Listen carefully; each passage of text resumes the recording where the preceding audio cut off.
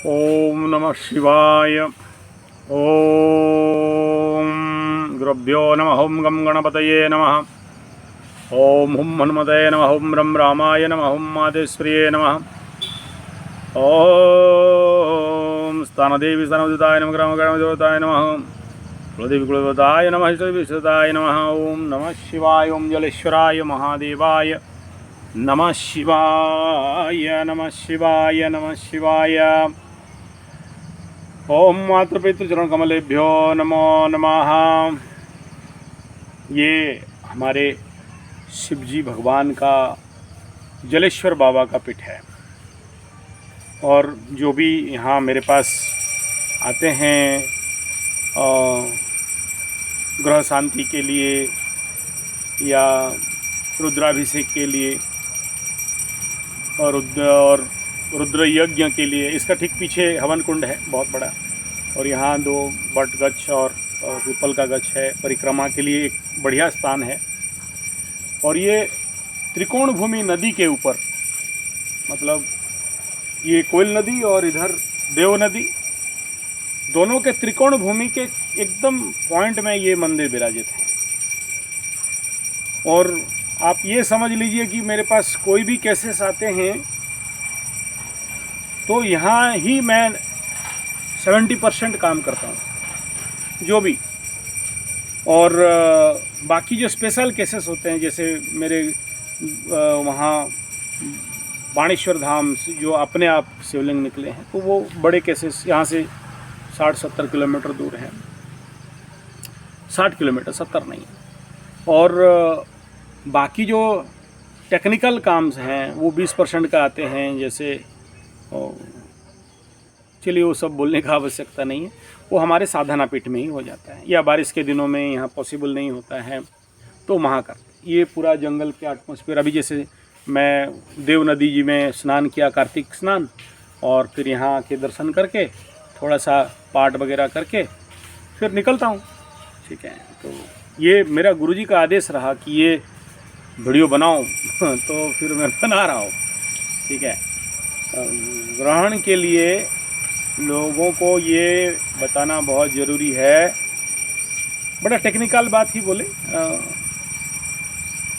सब कोई ग्रहण अब होगा, इतना तारीख होगा, 4 बजे से लेके 5:45 तक होगा। और इसमें ये सूतक लग रहा है, ये लग रहा है 12 आवर पहले कुछ भी नहीं खाना है, पाक त्याग हो जाएगा। हाँ ठीक है, ये तो आम बात है, होंगे ही। फिर ग्रहण को लेके राशिफल ये भी सब कोई बता दिए आपको, कोई प्रॉब्लम नहीं है, सब आप जानते हो। ग्रहण के समय में गर्भवती माताएं कुछ चीज़ तोड़ेंगे नहीं, कैंची कांटे में काटेंगे नहीं, और खाना पीना नहीं करना है, सो के भी नहीं रहना है, इसमें गर्भस्थ शिशु के ऊपर इफेक्ट आता है। तो ये सारा बात ऑलरेडी बता दिया चुका है, हज़ारों वीडियो बने हैं। और ये जो देव कार्य निषेध, तो वो भी उसका सबको ही ऑलरेडी बताया।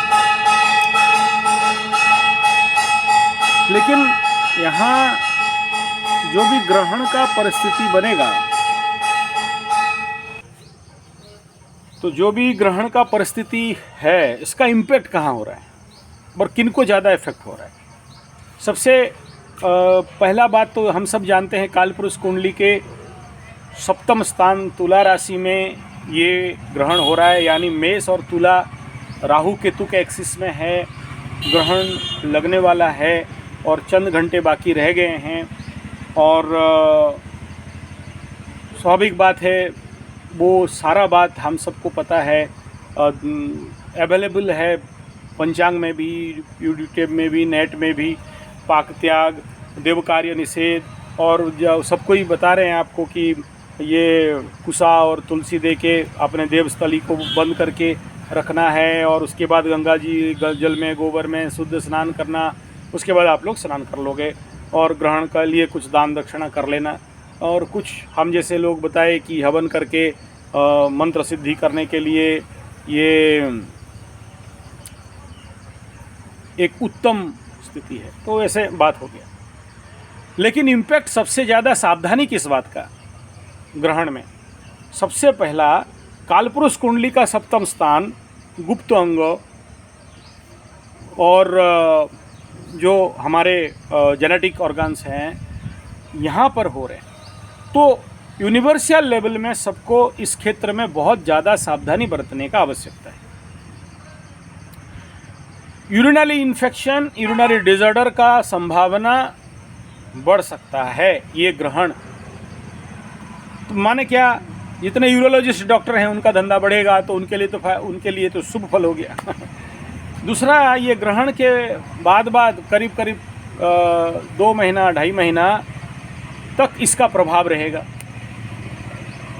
तीसरा बिंदु ये है कि ये जो ग्रहण है सप्तम स्थान बिजनेस, व्यापार, यात्राओं के ऊपर है, स्पाउस हाउस के ऊपर है। तो इस समय पति पत्नी संभल के 2.5 महीना आवश्यक है रहना, क्योंकि कालपुरुष कुंडली के स्पाउस हाउस सप्तम स्थान पे होने के कारण हर दाम्पत्य जीवन में अहेतुक बिना फालतू का भ्रम जनित कलह होने का संभावना, उपजने का संभावना है।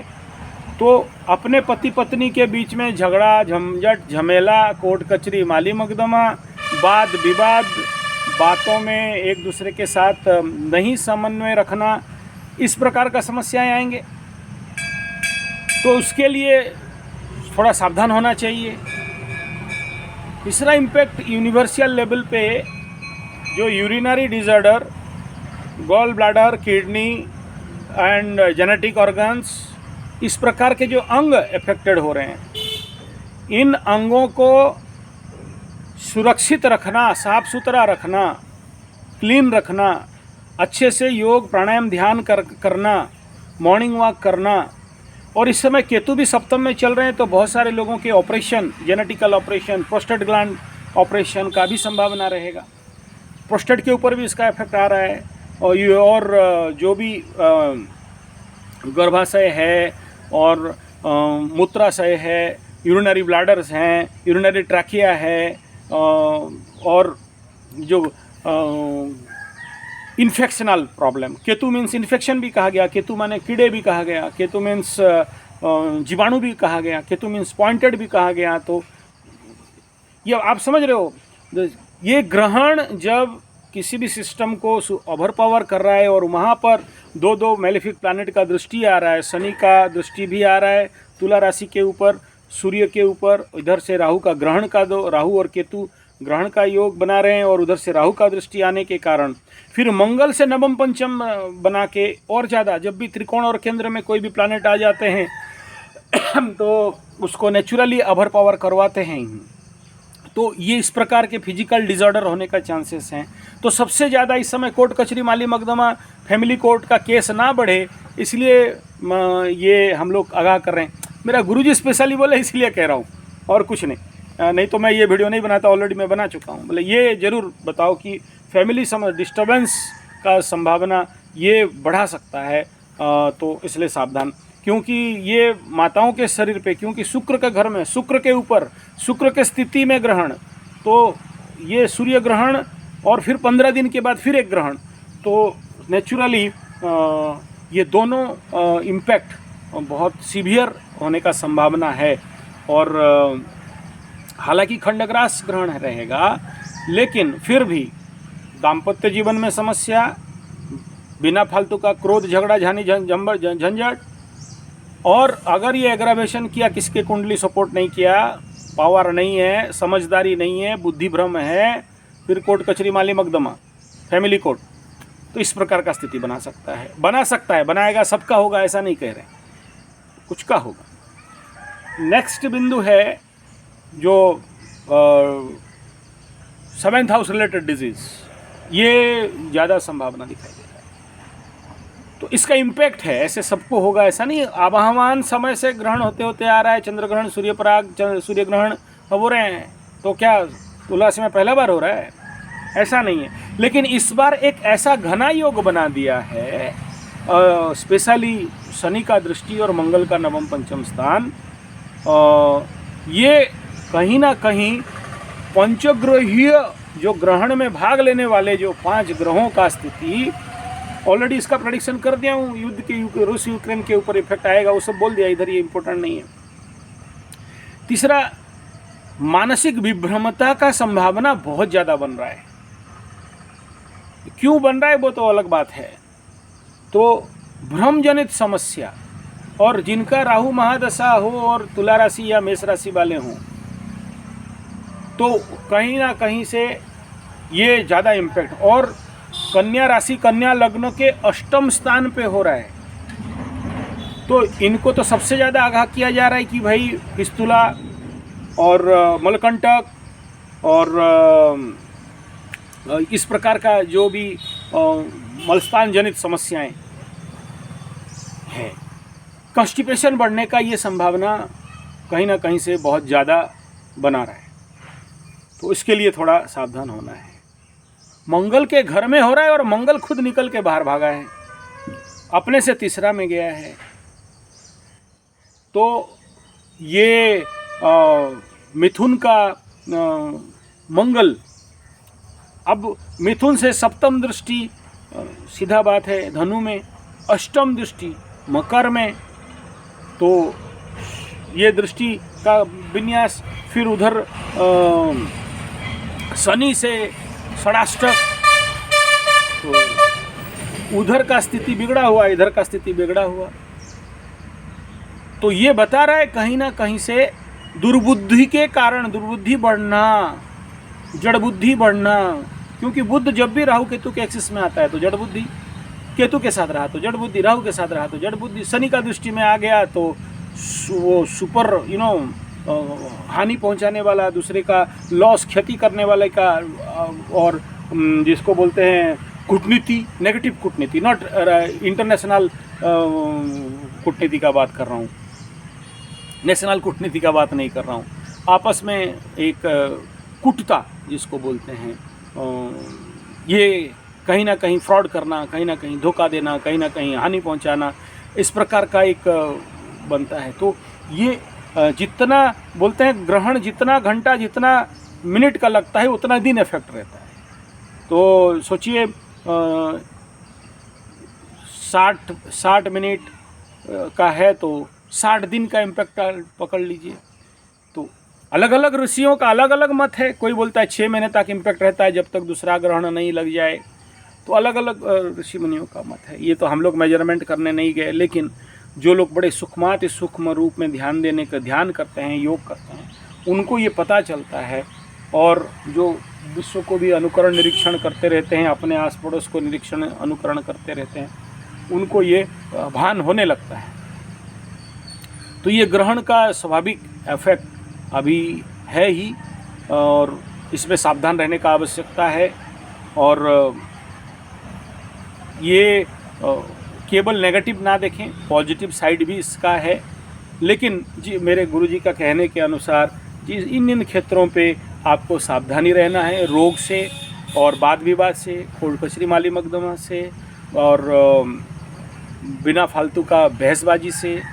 और मार्केट क्षेत्र जो सबसे ज़्यादा अफेक्टेड होने वाला है, बाज़ार है तुला राशि, तो बाज़ार में ग्रहण लगना मतलब महंगाई का बढ़ना, कीमतों में बिना फालतू का कीमत में बढ़ोतरी, और पश्चिम दिशा दिखा रहा है, तो पश्चिम क्षेत्र में इसका ज़्यादा इम्पैक्ट आना। तो ये फिर उसमें इस ग्रहण में पंचग्रह कूट टाइप इफेक्ट आ रहा है, चंद्रमा इफेक्ट तो चंद्रमा का जो भी कारक है, सूर्य इफेक्ट तो सूर्य का जो भी कारक है, शुक्र इफेक्ट तो शुक्र का जो भी कारक है, और केतु ऑलरेडी राहु केतु तो इफेक्ट कर रहे ही हैं, और तो इतने सारे एस्पेक्ट एंड कारक इफेक्टेड हो रहे हैं। तो इन क्षेत्रों पे थोड़ा सावधानी बरतने का बहुत आवश्यकता है। बचाव का रास्ता सबसे पहला स्नान, ग्रहण के बाद जनरली हम लोग स्नान करते हैं, तो इस बार संभव हो तो गंगा जी जल में स्नान करना, और गोबर का जल में, गोमूत्र का जल में स्नान करना, अपने को शुद्धि करना, जो ये बहुत इम्पैक्ट रहता है कि आपके अंदर का उस प्रकार के जो विषैले तत्व हैं वहाँ से मुक्ति। फिर दाने दुर्गति क्षय, मेरा पिताजी का डायलॉग है, तो दान इस समय ज़रूर करना चाहिए।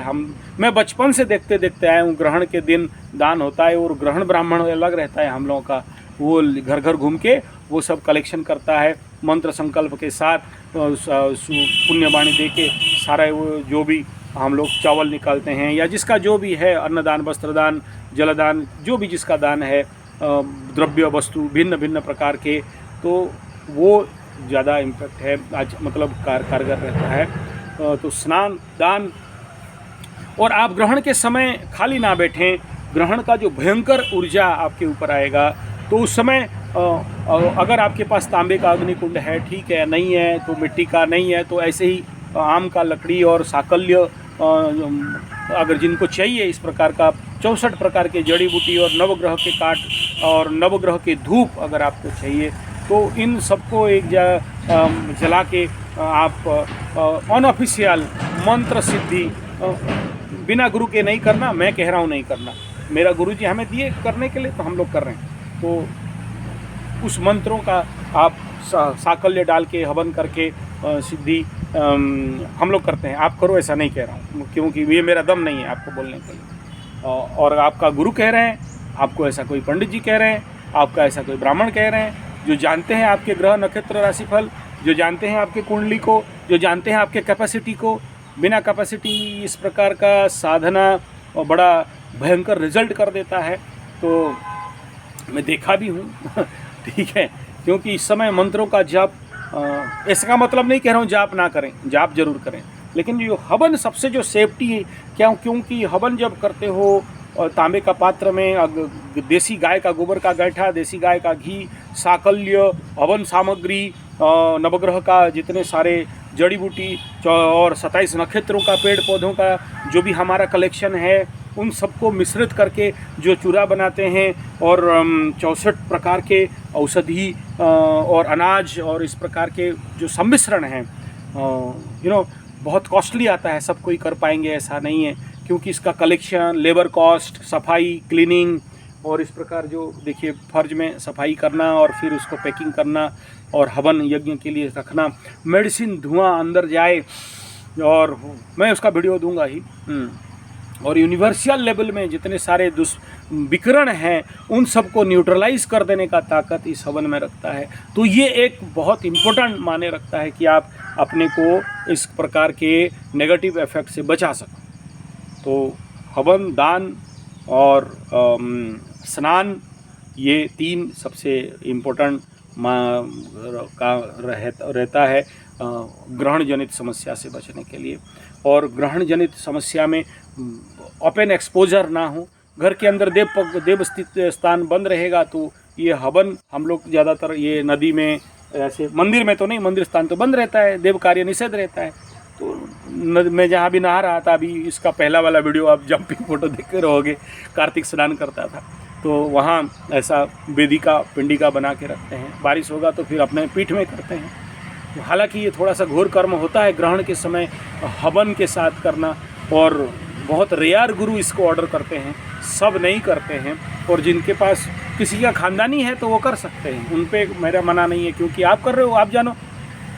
लेकिन कोई नेगेटिव इम्पैक्ट, तांत्रिक प्रयोग करते हो और फेल्योर खाया, रिवर्स तुम्हारे ऊपर, और उस समय बचाने वाला कोई नहीं रहेगा। आप हल्का ले सकते हो, क्योंकि उस लेवल पे काम कभी नहीं किए ना, तो रिवर्स कैसे होता है, बैकफायर कैसे करता है, ये आप लोगों को कहाँ से पता चलेगा। और मैं कहूँ तो क्यों विश्वास करोगे। जैसे कुछ गधे लोग ग्रहण के समय बोले कुछ नहीं होता, हम विज्ञान ठोक ठोक के खाएंगे, खा लिए, ज़्यादा नहीं 6 महीना ठीक है, और दौड़ दौड़ के हॉस्पिटल परेशान, ठीक है। अब उनको जाके मैं बोला क्यों भाई, साइंस, हम साइंस स्टूडेंट हैं यार, तुम हमें साइंस बतवाते हो, गधा समझते हो का तो बाप ऐसे रिक्स ना लें। अगर हैवी ग्रहण, उस बार 4.5 घंटा का शायद ग्रहण हुआ था, और ये गधा लोग बोले कि हाँ बेकार बात है, तुम का अपना नवग्रह दिखवाता है, हमरा कदा ठोक पिट के खाएंगे। और वही समय एकदम मार्ग मुर्ग मसल्लम मुर्गी वाला टंगड़ी और वो छेला छेली गंडा गंडी मेंढा मेंढी सब ठोक ठाक के खाया। और बेटा आज के डेट में ये नहीं है तो क्या करें देख लीजिए चमत्कार। तो बाप ग्रहण के समय नौटंकी नहीं, ठीक है, कुछ भी घट सकता है। तो ये मैं आपको पूरा डिटेल बता दिया। चलिए, मैं ये जगह दिखाना आपको भूल गया था मेरे चैनल वालों को, तो यहाँ पर मैं लाया। वीडियो अच्छा लगे तो लाइक शेयर कमेंट सब्सक्राइब और बेल बटन नहीं कह रहा हूँ, आप ठीक है वीडियो देख लीजिएगा। और किसी प्रकार का कुंडली विश्लेषण या किसी प्रकार के हमारे यहाँ नवग्रह शांति, हवन, पूजा पाठ, यज्ञ इत्यादि अनुष्ठान, जप तप, पूजा पाठ, कर्मकांड इत्यादि हेतु भी संपर्क कर सकते हैं। और जो कुंडली सीखना चाहते हैं, एस्ट्रोलॉजी सीखना चाहते हैं, वो भी हमें संपर्क कर सकते हैं। अभी अगला महीना दिसंबर महीना में 10 दिन का एस्ट्रोलॉजी शिविर लगने वाला है, तो इसमें बेसिक ऑन एस्ट्रोलॉजी सीखने के लिए आ सकते हो। संपर्क हेतु 9437580589 या फिर 9938727418। धन्यवाद, नमस्कार।